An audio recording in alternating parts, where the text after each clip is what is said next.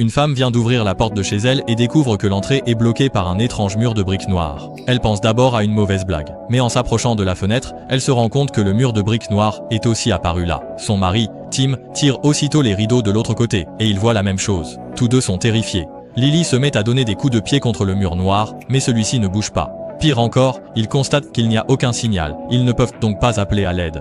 Lily, architecte, examine attentivement le mur, mais elle est incapable de déterminer de quels matériaux sont faites ces briques noires.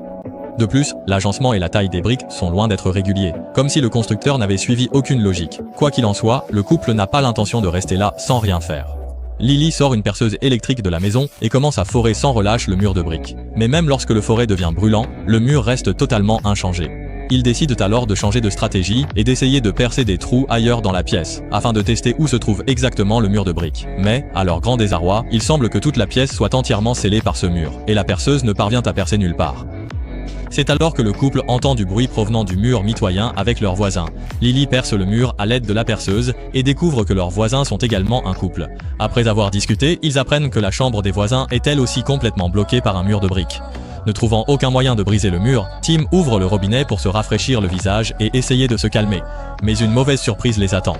Il n'y a plus d'eau dans aucun des robinets de la cuisine ou de la salle de bain.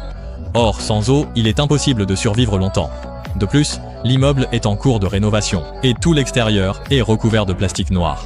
Lily n'a plus vraiment d'espoir de survivre, mais Tim refuse d'abandonner. Elle décide d'examiner le mur et découvre que de petits composants électroniques y sont fixés. Tim et Lily réalisent alors que ce mur de briques noires doit être magnétique. Ils rassemblent donc tous les petits objets métalliques qu'ils trouvent chez eux, clés, couverts, tout ce qu'ils peuvent.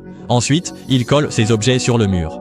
Lily remarque qu'il y a 4 points où le magnétisme est le plus fort, et à ces endroits se trouvent des briques carrées. Tim pense qu'il pourrait essayer d'interagir avec le mur à l'aide de ces petits objets métalliques, alors il se lance.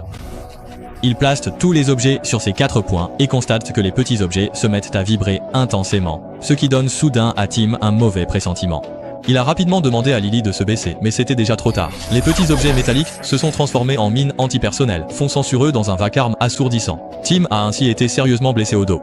Récemment, les fans n'arrêtent pas de me presser de publier de nouvelles vidéos. Mais ma famille m'appelle tous les jours pour que j'aide mon cousin fraîchement diplômé à trouver un travail, ce qui ralentit vraiment mon montage. Heureusement, un ami m'a parlé des entretiens d'embauche avec l'IA, où l'on peut chercher un emploi tout en discutant tranquillement.